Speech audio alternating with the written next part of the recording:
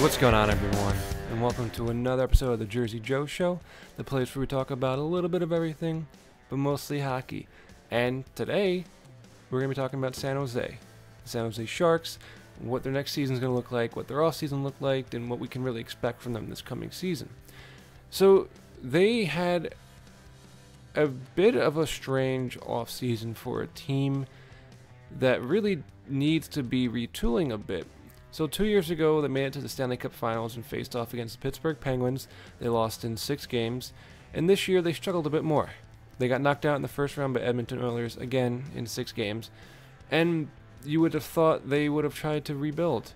You know, when you get knocked out in the first round to a team that's in your division, a team that now has Connor McDavid, you're going to expect them to really try and just make themselves more malleable, make themselves more flexible, so that next season going in, they don't have the same issues. They had problems on their power play this year. They had problems scoring goals. They're getting older. They had a lot of issues that they really didn't fix. And when you're a team that's anemic on offense, which San Jose was this year, unfortunately, even with Brent Burns doing as fantastic as he did, they were still 25th in goals for. And so when that happens, you don't think your best move is to then not re-sign one of your top scorers in Patrick Marleau so that he then goes to the Toronto Maple Leafs and signs a 3-year contract there for $6.25 million. Yes, you do sign Joe Thornton, but he's 38 years old. Is he really someone that you want to sign again? Don't you think you should have let him retire to use that cap space, sign a new free agent? But the free agent, at least for forwards, was weak this year, so it puts him in a bit of a tough place. I understand that. But you would have thought they would do a little bit more this offseason, and they really had one of the quietest off seasons there was. So let's take a look at what they did this offseason. So the only arrivals at all, not even noteworthy arrivals, but arrivals at all, is that of Brandon Bollig and Antoine Bibeau, a forward and a goalie. Now, are you telling me that Brandon Bollig is now going to reproduce the production of Patrick Marleau? Absolutely not. Is Antoine Bibeau, a goalie, going to help them score goals? No. So, looking at this offseason, I'm left wondering what they're exactly doing. Are they just, I don't want to say tanking, but their team is old. They're the oldest team in the NHL statistically. It's a known fact. That's not something subjective that can be argued. They are the oldest team in the entire league. And you just lost one of your best scorers. 2 years ago, you went to the Stanley Cup Finals with this core.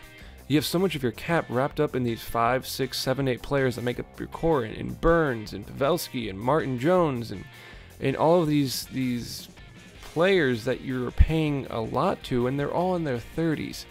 That's not a team that's going to the Stanley Cup Finals anytime soon again, unfortunately. And as much as I like San Jose, I mean, I don't really understand what their mentality is right now. I'm sure some fans can as usual, let me know what the issue is or what the game plan looks like, because from the outside, it just seems like they're sitting tight and hoping that this team will again get itself to the Stanley Cup Finals and hopefully win a cup. But I don't see them passing Edmonton this year again. I think they're arguably worse than Edmonton. I think they're definitely worse than Anaheim. I do think that 2 years ago the team was better. I do think it was a bit of a Cinderella run. They had a fantastic team, no doubt, but I do think that a couple of teams in the West were better, and obviously Pittsburgh was better than them. And so I don't think just hoping that this exact team can repeat is a great strategy, but it's not even the exact team because you lost Marleau. And I don't understand why their GM is sitting on his hands and just letting things go through and see what happens. I don't want to say they're tanking, because they're not a team that's going to tank. They're going to make the playoffs. They're going to be second, third in division, get around 100 points this season easily. They're a good team. But they're stuck in this weird purgatory where they're not good enough to get past the Western Conference Finals and make it to the Stanley Cup Final. I doubt they're even good enough to get past the second round this year. But at the same time, all of your veterans are at that point where they're not old enough to get bought out. They're not old enough to retire. They're in their prime UFA years, and I mean that in terms of how their contracts are structured, even if their performance is below what it used to be 4 or 5 years ago. And so you're in this purgatory, and I know the Devils know a lot about it because as San Jose has what the Devils have in Pete DeBoer. And this is exactly what happened to the Devils after the 2012 Stanley Cup Finals. we were a good team. It was Pete DeBoer's first year as New Jersey Devil coach. We kind of snuck into the playoffs. I believe we were 8th seed that year. And either through sheer luck, through sheer stupidity, I don't even know what to call it, we made it to the Stanley Cup Finals against the Kings, got knocked out in 6 games. Yeah, because we won 2, so we got knocked out in 6 games. It was the exact same story for Pete DeBoer. And that team had veterans. It had a lot of just elder players who were good. It was a good team effort, and that's why we got so far. But there's no way you can sit there and look at those rosters and say that we were any better than the Kings that year. You can't even say that we were better than Philly that year. Philly was fantastic. They had just gone to the Stanley Cup Finals 2 years before that. And so I really think it's the Pete DeBoer effect. He's really good at galvanizing veterans. He's really good at structuring a team around this play style that essentially will elevate them above where they should be. And that's what happened with San Jose. And then what the Devils do for the next 5 years. We sat on our haunches and we did nothing. We sat there with that same roster, even when we lost Parise, did the same thing when we lost Kovalchuk. We kept trying to plug in those holes with different people. We signed Martin Havlat. We signed, who did we sign? We signed so many different free agents over those 4 years. I can't even remember. Yuri Tolusti, well, that was a Shiro signing, but still, we tried to fill in this gap that we had. Not through drafting, not through trading, but by signing these over-the-hill free agents, trying to recapture that magic again, and it didn't work out. And I hope that San Jose is not trying to do the same thing.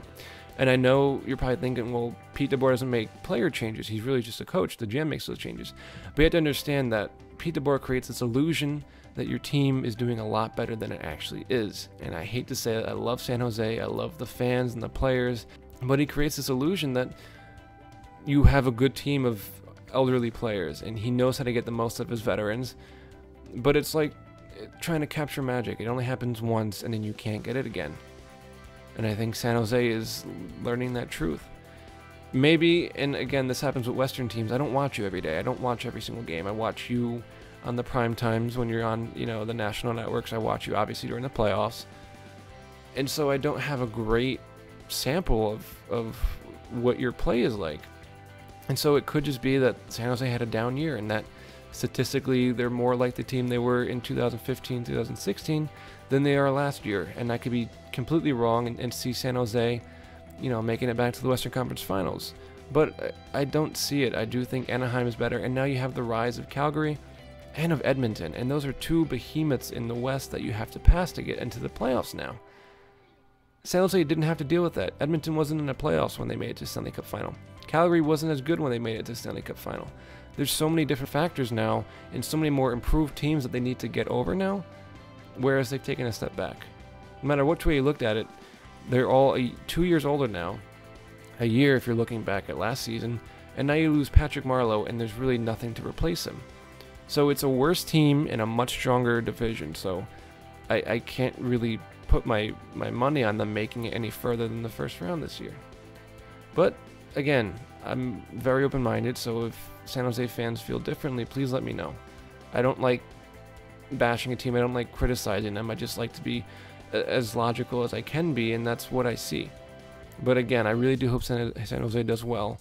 They're one of my favorite teams in the West, and I do like Pete DeBoer, even though he kind of wasn't so great for the Devils after 2012. So that's my 31 teams in 31 days. Look out for the Minnesota Wild tomorrow as I finish up the West Coast playoff bracket. And I'll see you guys soon. Take care.